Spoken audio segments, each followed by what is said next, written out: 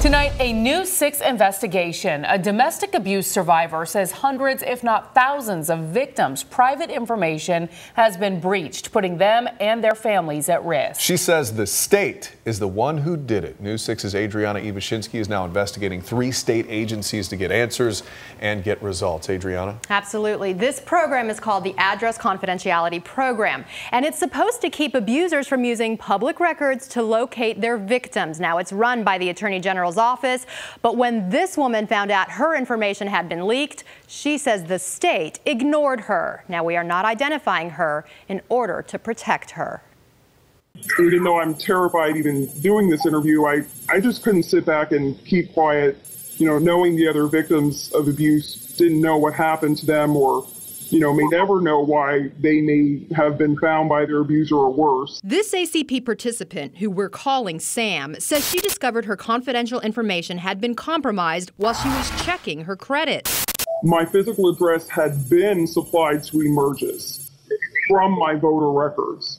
And that is the scary part, because at that moment, I was horrified. I wondered, well, what all had in fact been released and when? In fact, state law is supposed to protect victims like Sam from having their name and address released to anyone, not only for their safety, but for the safety of their families.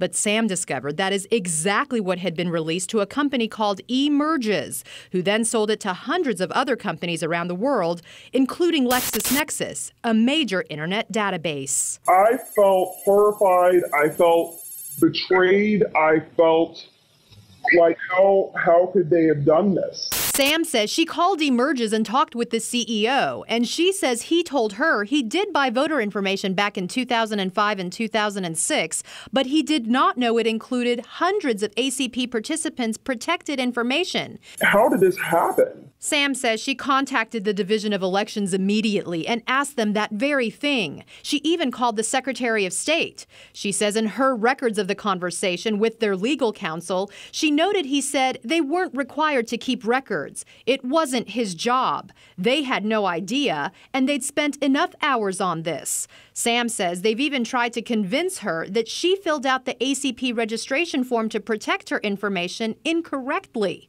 But Sam has this documentation that shows she did register properly. They're denying, blaming, avoiding, and sweeping the breach under the rug.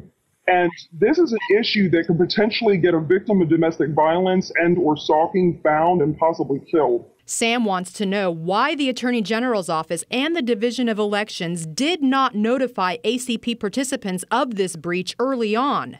Sam says when she discovered the breach, she was forced to dramatically change her life in order to keep her abuser away from her and her family. This breach literally altered the course of my life. For weeks, I called and emailed all of the state agencies involved. I even went up to Tallahassee looking for answers. At the Attorney General's office, I was informed the current AG could not comment since the alleged breach did not happen on her watch. We also went to the Department of State, but were denied a sit-down interview.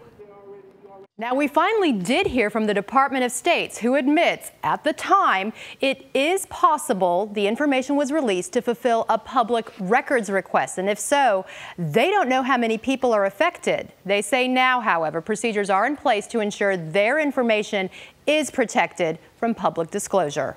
Adriana Ivashinsky, News 6. That is the good news, Adriana. It could be very dangerous for a lot of people.